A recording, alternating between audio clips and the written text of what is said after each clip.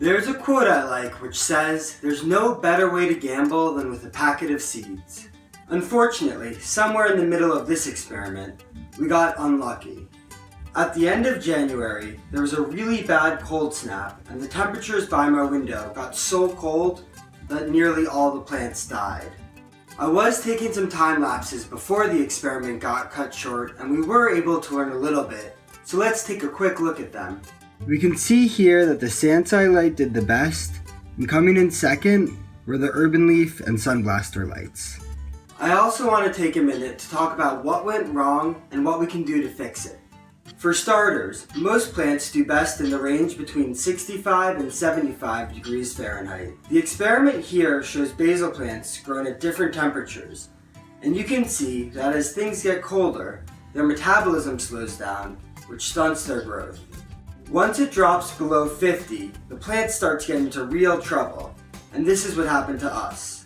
The combination of the cold snap and my old windows brought the air temperature by the plants down to about 40 degrees.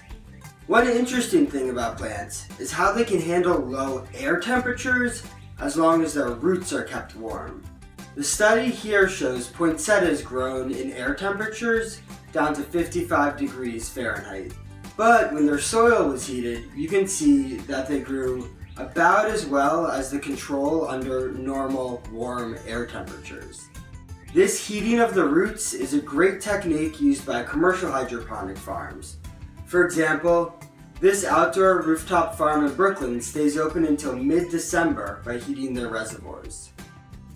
If you're growing at home like I'm doing here, these heat mats are a great option. They let you set the temperature so I can keep my roots at a comfortable 70 degrees no matter what the air temperature gets to.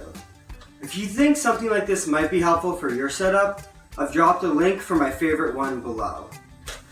Anyways, I've reset up the experiment now that the temperatures are a little bit warmer, and hopefully we'll get better results this time, and I'll be sure to update as we go.